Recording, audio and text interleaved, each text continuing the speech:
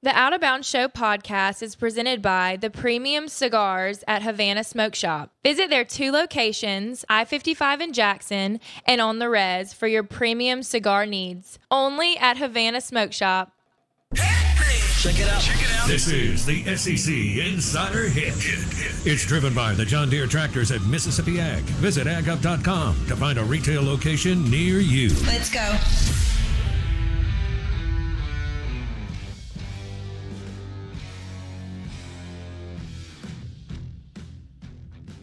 All right, we'll have Marcus Mosher coming up next on the Modelo guest line. Our NFL draft coverage is brought to you by Modelo Especial and Modelo Negra.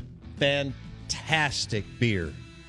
Enjoy one this afternoon with the lime. Ice cold Modelo. That's right, our NFL draft coverage brought to you by Modelo. It was a Taco Tuesday yesterday, so I hope you had an ice cold Modelo. Want to welcome you in, say good morning. Thanks for hitting the podcast on Apple Podcasts. Search the Out of Bounds Show. We would love for you to hit subscribe. Exciting time with the NFL draft and Ole Miss hosting South Carolina this weekend and Mississippi State hosting the Texas A&M Aggies. Marcus Mosher next. NFL Chuck Mullins at 8 a.m. Lots of draft, QB discussion, SEC players everywhere. And look at the wide receivers on the board, man. Jamar Chase, Devontae Smith, Waddle, Elijah Moore. It's just unbelievable. Elijah Moore only has a few more hours, maybe a day or two, before he becomes a multimillionaire. Not a bad deal. You know, you wake up today and you'll either be a multimillionaire tomorrow night or when you're drafted in the second round on Friday. This is the Out of Bounds Show, 105.9 The Zone, ESPN. SEC Insider Hit this morning is brought to you by Ace Bolt and Screw, powered by DeWalt Tools. Also presented by Mississippi Ag for your next John Deere tractor. 16 locations, Mississippi Ag, Ag Up, John Deere, America's Tractor, 2 locations in the metro area, Canton and Pearl. We're live in the Bank Plus studio. You can watch the show on YouTube, search Out of Bounds Sports, and you're listening to ESPN 105.9 The Zone. We welcome in Marcus Mosher, NFL insider, Raiders, Cowboys, and he joins us on the Modelo guest line. Marcus, good morning. How are you, buddy? I'm doing well. I'm very anxious and excited for this draft. It should be a lot of fun. Man, we are too, and I agree with you. Tomorrow night's going to be a blast, as well as Friday and Saturday. I'd like to start with 3 and 4 because that's the big topic of conversation. And as we bring in our NFL guys the last couple of weeks, we've asked them the same deal. What direction you think the 49ers and Falcons will go? But let's start at number 3. Are you buying the static and noise on Mac Jones, or no way Lynch and Shanahan moved that much draft capital to move up to number 3 to draft Mac Jones? Man, I still have a hard time believing it's Mac Jones. When the trade initially went down, the first name that kind of popped in my head was Trey Lance. I think he's just such a perfect fit in that offense. I think the ceiling is so high. But the more and more people that you talk to, it does seem like Mac Jones is certainly in the conversation, if he's not in the lead for this spot. So I think the 49ers are trying to keep this as close to the best as possible. But I still think it's going to be Trey Lance ultimately tomorrow night. Do you like that pick? For our listeners, Trey Lance is out of North Dakota State. He only played 1 game last year, and most of you have never watched North Dakota State play football unless it was in the national championship game in the playoffs. Marcus, do you like Trey Lance, and do you like that pick if they go that direction? I do. I think he's a perfect fit for that Kyle Shanahan offense. He's very athletic. He's got a huge arm. And most importantly, he's incredibly smart. And I think he's growing as a player. I think he's somebody that, as he gets, further into the league and he learns more and more of that offense, I do think he's got like top 5, top 6 quarterback potential in the league. I do wonder if the 49ers would be smart to allow Jimmy Garoppolo to play this year, keep, redshirt Trey Lance, keep him on the bench. But I do think that's probably the best pick for the 49ers at 3. All right, so if the 49ers take Trey Lance, that means Trevor Lawrence from Clemson's off the board, Zach Wilson from BYU to the Jets, and Trey Lance to the 49ers. Marcus Mosher, NFL Draft Insider on the Modelo guest line. What direction do the Falcons go? Do they pick a Kyle Pitts, a quarterback, or trade out of that pick at number 4? I think Atlanta would love to move back to 7, 8, 9. I just don't know how realistic that is. I don't know what the level of interest in, like a Justin Fields or a Mac Jones is for the Panthers or the Broncos. And my guess is that the Falcons are going to get stuck a little bit and have to pick. Luckily, there are some pretty good options available at number 4. I think I'm convinced that it's going to be Kyle Pitts, the tight end from Florida. I think you can make a really good case. He's the best player in this draft, and I think he's a generational talent at tight end. You put him in that offense with Julio Jones and Calvin Ridley and Matt Ryan, and you're getting, I think, a Pro Bowl player right away. All right. So, and you believe he's the most talented player in the draft because we don't have a Bosa or a Khalil Mack or a Myles Garrett type player, right? I think at his position, he is the best in this draft. Right? I think he's a better tight end than Trevor Lawrence as a quarterback. I know the importance of quarterbacks, so those guys are always going to get picked early. But yeah, I think not only is he the best, offensive weapon in this class, I think he's the best tight end I've seen, doing this in the last 15, 20 years. He's that special. Marcus Mosher, podcast host of Locked On Cowboys, Cowboys Insider, Raiders Insider. He joins us on the Modelo guest line. What team is dying to move up and will move heaven and earth to do so, or at least make that attempt tomorrow night for the first round? Yeah, the Chicago Bears. They draft, I believe it's 19. Their biggest problem is teams that are drafting inside the top 7 or 8 in this class don't really want to move all the way down to 19. So Chicago can offer multiple first-round picks to come up and get a quarterback. But as a team, like the Dolphins or the Lions or the Panthers, do they really want to slide all the way back that far and miss out on, the top 10, 12 players in this draft? I don't think so, but Chicago has been very, very active. They're trying to do whatever they can. They're trying to be very creative in trades to get inside that top 10 to get a quarterback. I just don't know how likely it is. And so Chicago wants to make a move because their jobs are on the line, and they know they don't have a good enough player to drive them where they want to be in late December and January. What is realistic for Bill Belichick and the New England Patriots tomorrow night as far as potentially moving up and grabbing a QB, Marcus? Yeah, no, I do think they have a much better chance because they're drafting at 15. They've already had conversations with the Dallas Cowboys and the Denver Broncos about getting to 9 or 10. If Justin Fields falls there, I think they would be interested. I do think Mac Jones is somebody that they like quite a bit. For them to get to 9 or 10, it's really not all that expensive. It's probably a second-round pick, maybe a day 3 pick this year, and maybe a future pick in 2022. But it's certainly doable. Bill Belichick and the Patriots have the draft capital. They have players that they can move if teams are interested in that. I fully expect the Patriots to be active and probably make a move inside the top 10. Ooh. Okay, so if Justin Fields is there, all right, if they move up, Marcus Mosher on the Out of Bounds show, if the Patriots move up and Justin Fields out of Ohio State is still there and Mac Jones is still there, what direction do they go? It's a great question that I'm not sure I have the answer to. I actually believe they're more likely to trade up for Mac Jones than they are Justin Fields. I do believe that they probably have I think they probably have Trey Lance ahead of both of those guys. Just from talking to people in the league, it seems like that's kind of the consensus, is that Trey Lance is the 3rd best quarterback in this class, and some believe he's the 2nd best quarterback in the class after Trevor Lawrence. So I'm going to be fascinated to see if Justin Fields is the only quarterback available at 9 or 10. Does New England move up, or do they just sit and wait at 15 and see what happens? Oh, man. All right, Marcus Mosher on the Modelo guest line. Cowboys Raiders Insider Draft tomorrow night, and a lot could start to happen at 4. But as Mosher's telling us, who knows what could happen here between 7, 8, and 10, depending on what has happened prior to that and what Bill Belichick tries to do. And and again, as Marcus is saying, who's willing to take the offer? I would with this draft, but what do I know? Blake, you're dying over here to ask Marcus Mosher a question. Well, we're talking trades, and so Washington is, I think, in the worst position in the NFC East in terms of quarterbacks. They're starting Ryan Fitzpatrick. They don't have Alex Smith. He retired, and they've got a backup who played one postseason game. So they're sitting at 19. Like you said, the Bears are at 20.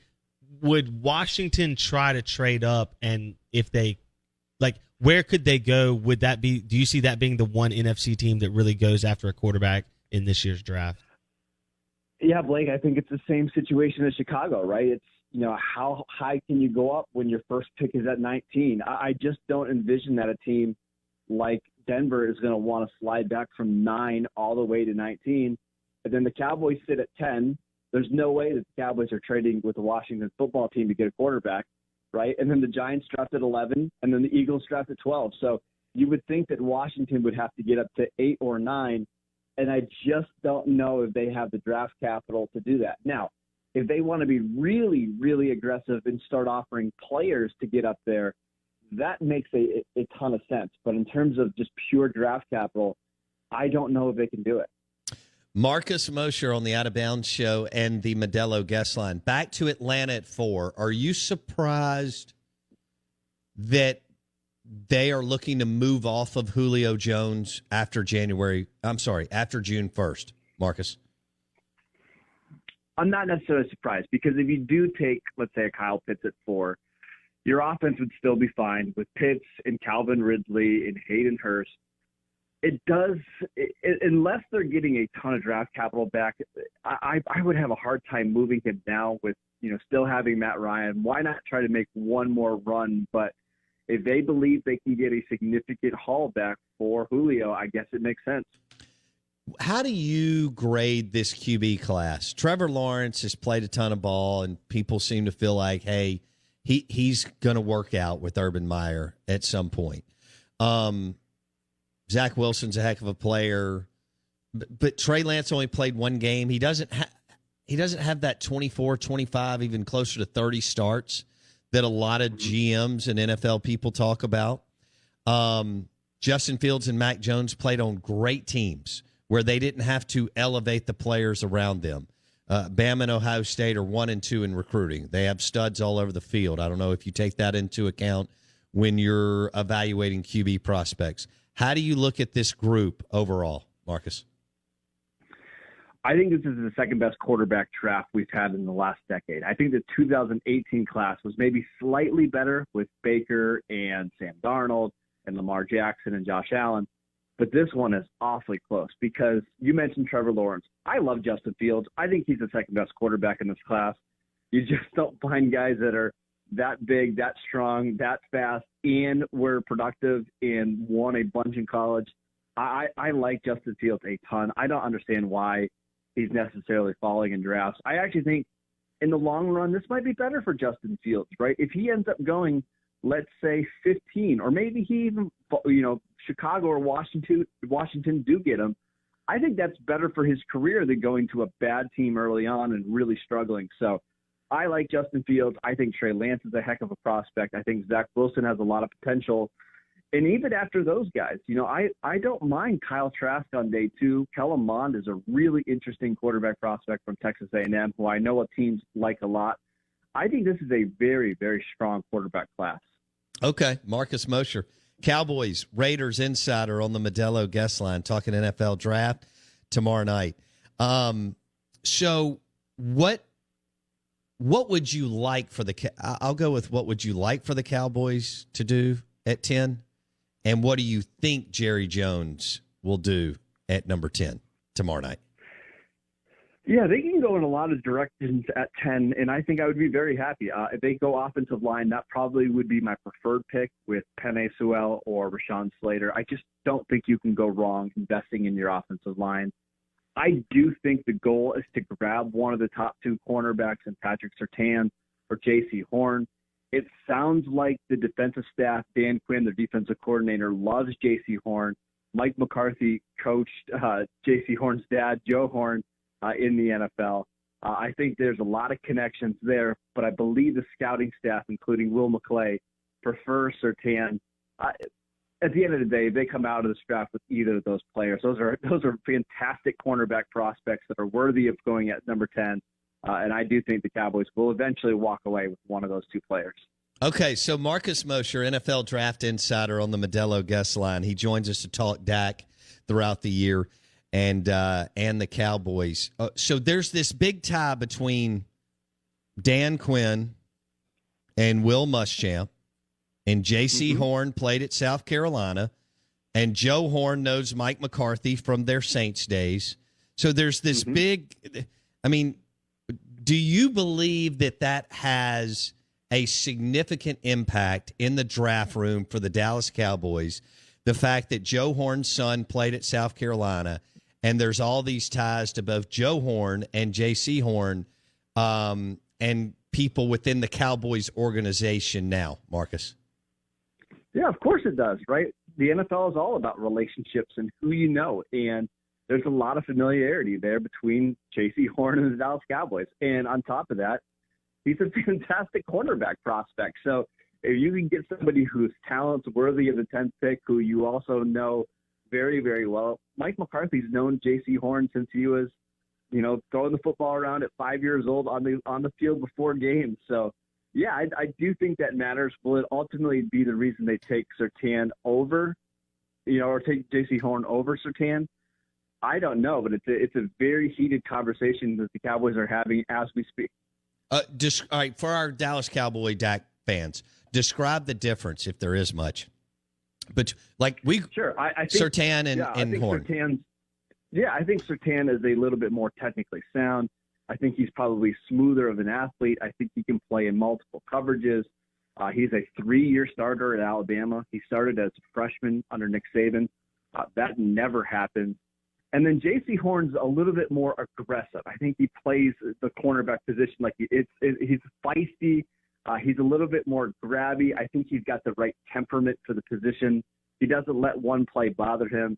They're both very good cornerback prospects, but one's very quiet. I would describe Surtain in like a Byron Jones type of level, or type of the way he plays, where Horn wants to get in your face and trash talk and chew you out and then brag about what he did on the next snap. So, again, very, very good cornerback prospects that they couldn't be more different. Oh, wow. So he just described Joe Horn, his dad. Feisty wide receiver for the New Orleans Saints. Yep. That's great. Marcus Mosher. Follow Marcus on Twitter. He's a great follow, at Marcus_Mosher. And he's the host of the podcast Locked On Cowboys. He joins us on the Modelo guest line. Blake, I got to get to Elijah Moore first. All right. Elijah Moore is a flat-out rock star wide receiver at Ole Miss. He had a great year, and that was against all SEC opponents. No G5s to put up big yards against. Some people believe he could go late in the first round, but definitely off the board early in the second. How do you see Elijah Moore on Thursday or Friday, Marcus? You described him. He is an absolute rock star.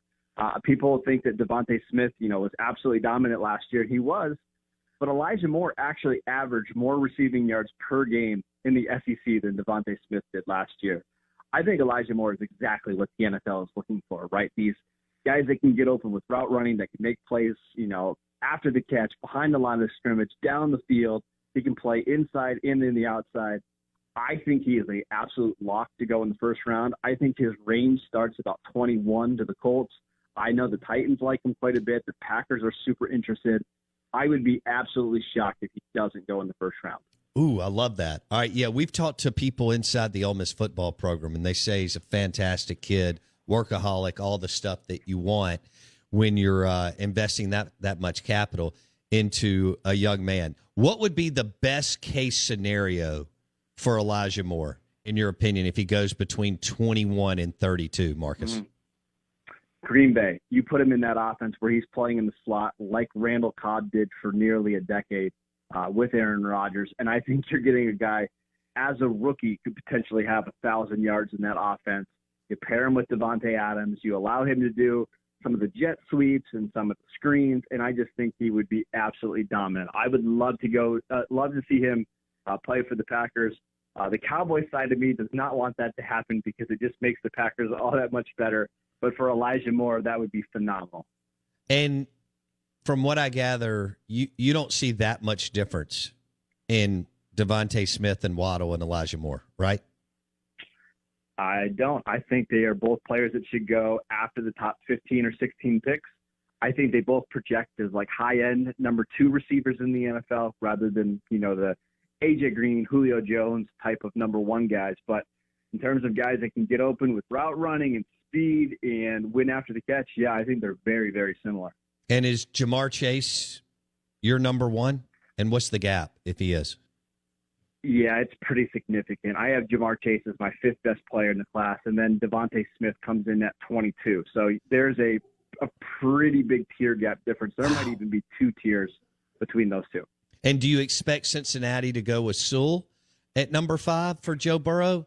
Or do you expect Joe Burrow to maybe win the room and the Bengals draft Jamar Chase and maybe hope they can find the offensive line help in the 2nd and 3rd round? How does that look?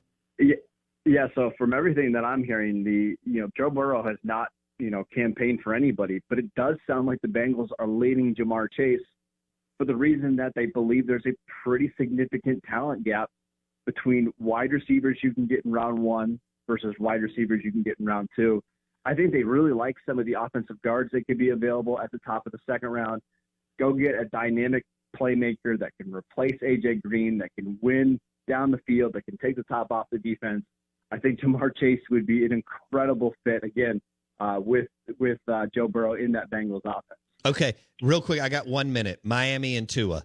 Do you think that the Miami front office head coach are really bought into him? And what do they give him some help on offense? What direction do they go for Tua at number 6? Yeah, I think they're going Jalen Waddle, the speedster from Alabama. I think they want to make that offense faster. And if Tua doesn't succeed, now they've got, the plans and the offensive talent around the next quarterback to come in. So look for the Dolphins to add a wide receiver at 6 and then an offensive tackle at 18. I think I got time. Dak Prescott, if they go defense at number 10, Horn or Surtain, do they go offensive line at, I think, the 44th pick in the 2nd round, Marcus? I would look a little bit later. I think 3rd round, they have 2 third-round picks, 75 and 99. I'm looking for a developmental offensive tackle. They really believe that Tyron, Lyell, and Zach Martin are all going to come back healthy. So maybe a little bit later, but they will absolutely draft an offensive lineman at some point in this draft. He just nailed it. 20 minutes on the NFL draft. Marcus Mosher. Follow him on Twitter at Marcus_Mosher. Cowboys Raiders Insider. Marcus, thanks so much for your time today. We appreciate it, bud. Yep, enjoy the draft, guys. Marcus Mosher on the Modelo guest line. Our NFL draft coverage is presented by Modelo Especial. Enjoy an ice cold Modelo this afternoon with the lime. Want to welcome you in. Say good morning. The show is presented by Ace Bolt and Screw, powered by DeWalt Tools. It is also brought to you by XL Water and Coffee. Water, bottled water, or a cooler delivered to your door. They can do bottled water, Gatorade, bubbler, water delivered to your door. Go to water@mydoor.com. 50% off. 50% off your initial order with discount code BOUNDS. That's water@mydoor.com. NFL Chuck Mullins stops by for an hour. Coming up next.